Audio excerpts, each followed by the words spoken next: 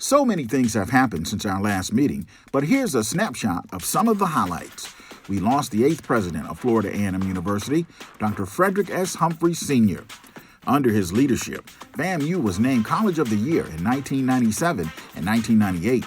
Dr. Humphreys was a renowned scholar, a visionary, and innovative administrator, and left a legacy that touched countless students, corporate leaders, philanthropists, and peers from across the nation. Dr. Humphreys was 85 years old. To honor his legacy, nearly 40 universities participated in the 34th anniversary of the FAMU Graduate Feeder Conference, which Dr. Humphreys established as a direct pipeline for high-achieving students enrolled at FAMU to pursue graduate-level degrees at no cost to the student. FAMU is one of 10 institutions to receive a $5 million donation from Google, designed to help create pathways and opportunities for diverse representation in the STEM industry. Additionally, FAMU is one of the 1890 land-grant institutions to share $19 million in grants for scholarships from the U.S. Department of Agriculture. FAMU exceeded its fundraising goal for the year, taking in nearly $13.7 million. FAMU also received $1.2 million from NASA to recruit more African-American students to pursue careers in aerospace engineering. The university announced the hiring of Dr. Kelly McMurray as Associate Vice President for Strategic Planning, Robert Seniors as Chief Information Officer, and W. Rebecca Brown as Interim Chief Financial Officer.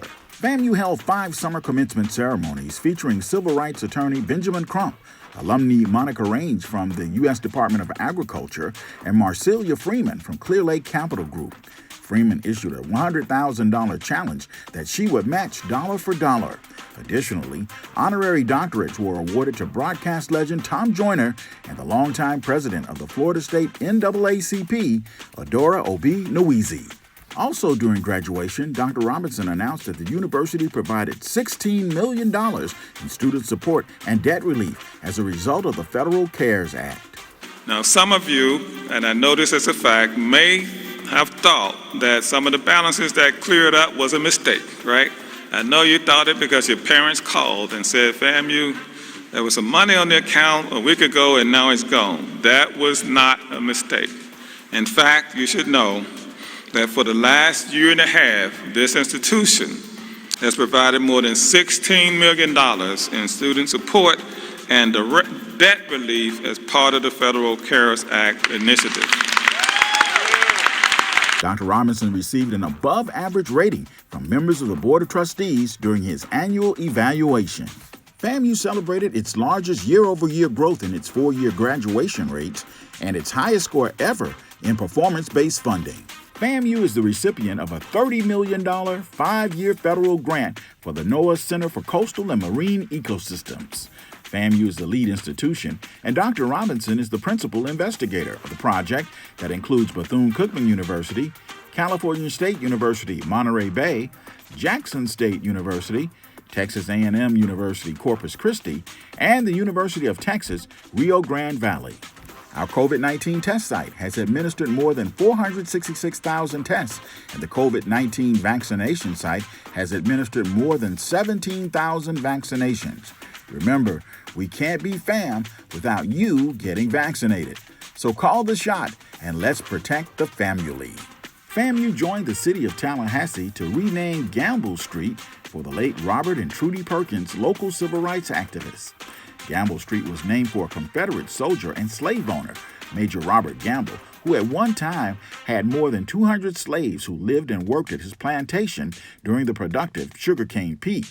The Perkins were relentless in their efforts to fight for racial and social justice before it was cool to do so. The revival of the Orange Blossom Classic was a success. About 36,000 fans converged on Hard Rock Stadium for the football game between FAMU and Jackson State. It was the first OBC in more than 40 years, and the engagement and participation was great, despite the final score. The Marching 100 and the FAMU Concert Choir performed during the pregame festivities for the 2021 NFL kickoff game between the Dallas Cowboys and reigning Super Bowl champion Tampa Bay Buccaneers. Finally, FAMU solidified its standing as the highest-ranked public historically black college or university for the third consecutive year, moving up 13 places to number 104 in the 2022 U.S. News and World Report rankings of top national public universities. In another major move forward, FAMU ranked 13th in social mobility, rising 7 places, a testament to the university's ability to transform the economic trajectory of alumni and their families, and its commitment to its students and mission. This is Keith Miles reporting.